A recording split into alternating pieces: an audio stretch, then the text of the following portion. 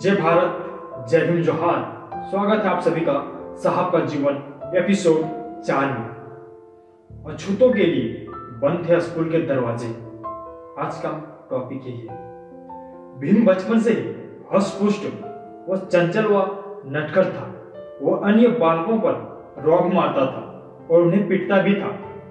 बाद में उनके माता पिता अक्सर भीम की शिकायतें लेकर राम जी के पास आते थे। इस तरह रोजाना भीम की शैतानियों की शिकायत माता पिता के पास पहुंचती थी। इससे रामजी सूबेदार तंग आ जाते थे। रामजी सूबेदार जो हमारे बाबा साहब के पिताजी थे, वो तंग आ जाते थे। रामजी भीम को डांटते धमकाते थे, लेकिन मारते नहीं थे।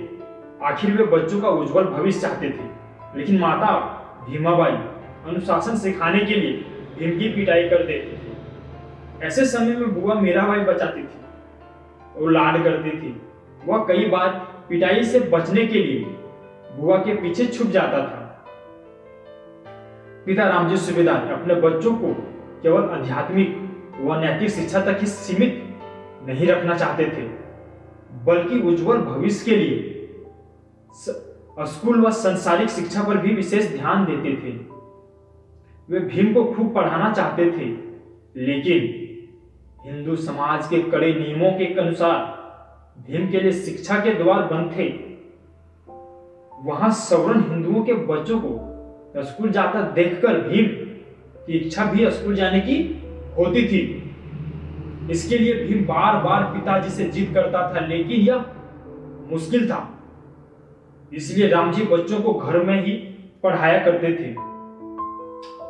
दापोली में कुछ समय रहने के बाद जब सतारा आए तो वहां भी स्कूल में अछूतों का एडमिशन असंभव था। इस घोर अमानवीय व अन्याय को भोगते हुए वे दुखी थे। मजबूर होकर एक दिन एक अंग्रेज आर्मी ऑफिसर के पास गए और निवेदन किया कि उन्होंने जीवन भर सेना में रहते हुए सरकार की सेवा की है और उनके ही बच्चों को ऐसे क्रूर बंधनों के कारण किसी स्कूल में एडमिशन नहीं मिल रहा है। यह कैसी अमानवीय व्यवस्था है। आखिर अफसर ने सुनी और नवंबर 1900 में सतारा के आर्मी कैंप स्कूल में एडमिशन मिल गया। बड़ा भाई आनंद राव भी भीम के साथ ही स्कूल पढ़ने जाने लगा। भीमा भाई के देहांत के बाद घर परिवार को संभालने वाली कोई स्त्री नहीं थी।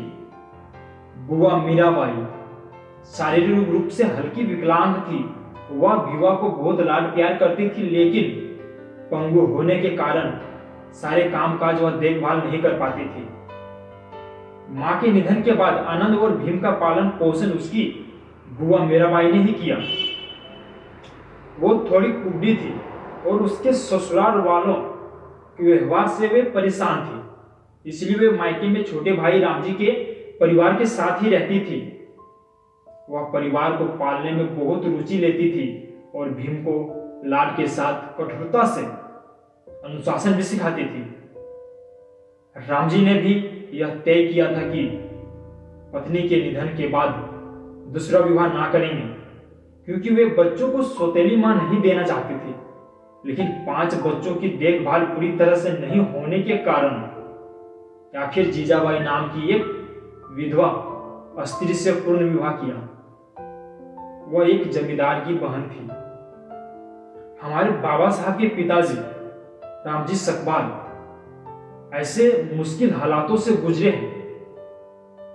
उसके बाद हमारे डॉक्टर बाबा साहब भीमराव अम्बेडकर भी ऐसे हालातों से गुजरे हैं। तब जाके आज हमें ये आजादी मिली है। ऐसे वीडियो देखने के लिए आप हमारे चैनल को सब्सक्राइब करें और आप सभी को बहुत बहुत धन्यवाद पूरे वीडियो देखने के लिए। और मैं बाबा साहब के पिताजी को कोटि कोटि नमन करता हूँ, जिन्होंने इतने मुश्किल हालातों में भी अपने बच्चों को शिक्षा दिलवाई। और आप सभी साथियों को जय भीम, नमो बुद्धा।